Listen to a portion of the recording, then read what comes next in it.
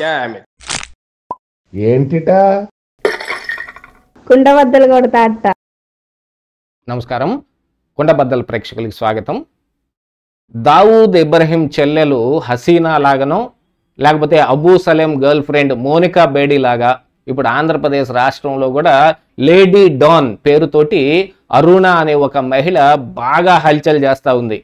ఆవిడ మీడియాలో కానీ ఇటు పేపర్లలో కానీ సోషల్ మీడియాలో కానీ ఆవిడ స్వయంగా రిలీజ్ చేసిన కొన్ని సెల్ఫీ వీడియోల ద్వారా కానీ అరెస్ట్ అయిన తర్వాత ఆవిడ ఫోన్లోంచి బయటకు వస్తున్న వీడియోల ద్వారా కూడా చాలా వ్యవహారం నడిపింది.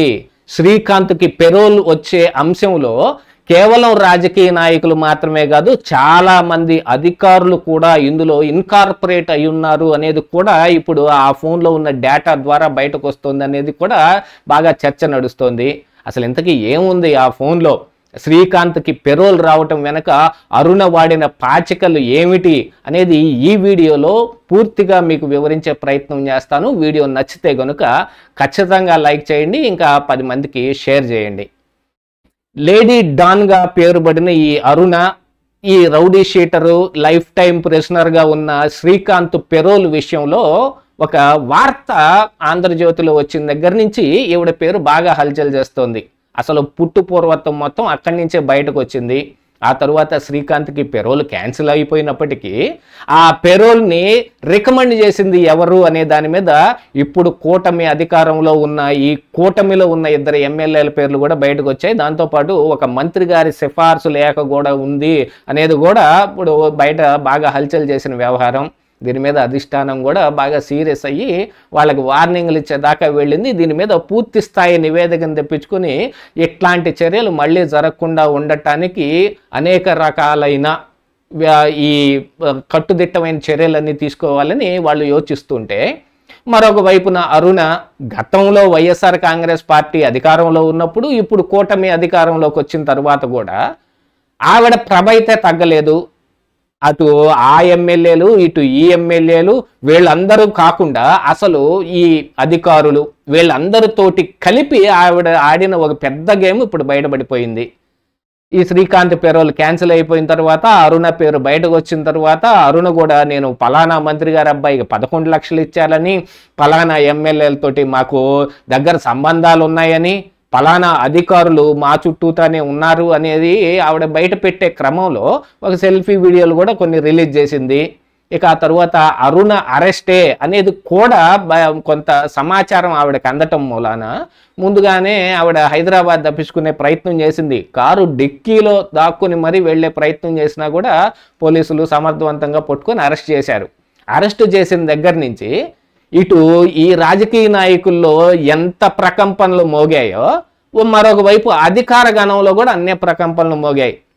ఎందుకంటే ప్రస్తుతం అందుతున్న సమాచారం ప్రకారంగా ఆవిడ ఫోన్లో ఉన్న కాల్ డేటా కావచ్చు, హనీ ట్రాప్ వీడియోలు కావచ్చు, లేకపోతే ట్రాన్సాక్షన్స్ కావచ్చు, వీటన్నిటి మూలాన అధికారులు ఎక్కువగా భయపడుతున్నారు అనేది ఇప్పుడు మనకున్న సమాచారం.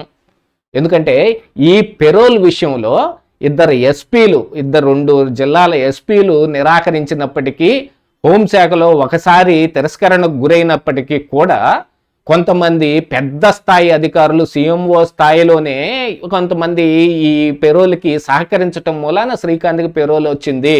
కాబట్టే శ్రీకాంత్ కొంచెం బయటకు వచ్చే ప్రయత్నాలు కూడా చేశాడనేది కొంత కనపడుతుంటే, ఆ అధికార గణం మరి అరుణ చేతిలోకి ఎలా వచ్చింది అంటే, గతంలో వైసీపీ అధికారంలో ఉన్నప్పుడు ఆవిడ దిశ అనేదో ఎన్జిఓ పెట్టిందని, దాంట్లో చాలామంది ఈ ఎన్జిఓ కార్యకర్తలు ఉన్నారని, ఆ తర్వాత వైసీపీ అధికారంలో ఉండగా ఈ ఎస్పీలతోటి వీళ్ళతోటి దగ్గర సంబంధాలు నెరపటం మూలాన అసలు పోలీస్ స్టేషన్స్లోనూ లేకపోతే ఎస్పీ ఆఫీసులోనే ప్రత్యేకంగా ఒక గదిలో కూర్చొని ఆవిడ పోలీసు ఈ వీళ్ళలో కూడా బెదిరింపులకు పాల్పడింది అనేది కూడా ఇప్పుడు కొంతగా బయటకు వస్తుంది సమాచారం.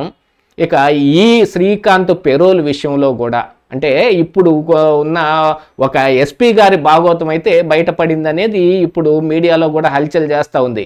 ఈ శ్రీకాంత్ని హాస్పిటల్కి తరలించే సమయంలో పోలీసు వాహనంలో నుంచి ప్రైవేటు వాహనంలోకి మారటానికి, ఏ వాహనంలో అయితే అరుణ ఉందో ఆ వాహనంలోకి మారటానికి అది ఎస్కార్ట్ ఒప్పుకోకపోతే అరుణ ఎస్పీ గారి చేత ఫోన్ చేపించి మరీ అతన్ని మార్చుకుని తీసుకెళ్ళింది. ఆ తర్వాత హాస్పిటల్లో ఉన్న కొన్ని రకాల వీడియోలు కూడా బయటకు వచ్చాయి. వాటన్నిటినీ చూసిన తర్వాత మరి ఇక ఈ అరుణని అరెస్ట్ చేయాల్సిన అగత్యం ఏర్పడింది. దీంతో పాటుగా బోల్డంతమంది రాజకీయ నాయకుల మీదనే కాకుండా అధికారుల మీద కూడా కన్నేయాల్సిన పరిస్థితి వచ్చింది. ఒక ఎస్పీ గారు ఏవడితోటి గోవా ట్రిప్కు కూడా వెళ్ళారు అనేది కూడా కొంత సమాచారం ఇప్పుడు మీడియాలో హల్చల్ చేస్తోంది. మరి వాళ్ళని ఏం చేస్తారు అనే దాని దగ్గరే మొత్తం ఆధారపడి ఉంది. యాక్చువల్గా ఇప్పుడు ఈ అరుణ ఫోనులో ఉన్న ఈ డేటాని మరి లీక్ రూపంలో బయటకు వస్తుంది, కానీ రేపు ఆధారాలు సమర్పించే నాటికి అవి ఉంటాయో లేదో తెలియదు. ఎందుకంటే రాజకీయ నాయకులు ఇరుక్కొని ఉంటే అధికారులు ఒకంత న్యాయంగా పనిచేసి బయట పెడతారు, కానీ అధికారులే ఇరుక్కొని ఉంటే వాళ్ళ చేతుల్లో ఉన్న దాన్ని మరి ఏం చేస్తారనేది తెలియదు. ఎందుకంటే పెద్ద స్థాయి అధికారులు సైతం ఏవిడ చెప్పు చేతల్లో ఉన్నారు అని అంటే కనుక ఏవిడ దగ్గర ఉన్న హనీ ట్రాప్ వీడియోలు ఏమిటి, గోవా ట్రిప్పుల సంగతి ఏమిటి, ట్రాన్సాక్షన్స్ మాట ఏమిటి, దీంతో పాటుగా ఏవిడ ఈ శ్రీకాంత్ సహకారంతో, శ్రీకాంత్ ఆల్రెడీ ఓ పెద్ద రౌడీ షీటర్ కాబట్టి గతంలోనే ఆయన హత్యలు వీటన్నిటిలోనూ పాల్గొని ఉన్నాడు కాబట్టి ఆయన జైల్లో ఉన్నప్పటికీ కూడా బయట ఆయన అనుచర గణంతో ఈ అరుణ నేతృత్వంలో ఆయన సెటిల్మెంట్లు దందాలు చేయటం, బోల్డంత డబ్బులు ఆర్జించటం లాంటివన్నీ కూడా జరుగుతున్నాయి. కాబట్టి ఆ మెయిన్ కల్ప్రిట్ వచ్చి శ్రీకాంత్ అని అనుకుంటే ఆ శ్రీకాంత్కి బాగా ఉపయోగపడింది అరుణ. ఇక రెండు రకాలైన ప్రయోజనాలు ఈ అరుణ దగ్గర ఉన్నాయి. ఒకవైపు డబ్బు సంపాదించటం, ఆ డబ్బుని ఖర్చు పెట్టడం, ఎవరికి కావాలంటే వాళ్ళకి ట్రాన్సాక్షన్ రూపంలో ఉన్న వీటి ద్వారా తెలిసిపోతూ ఉంటే, మరొకటి హనీ ట్రాప్లు. ఎవరైనా ప్రలోభానికి పాల్పడితే వాళ్ళ చేతుల్లో చిక్కుకుపోయినట్టే.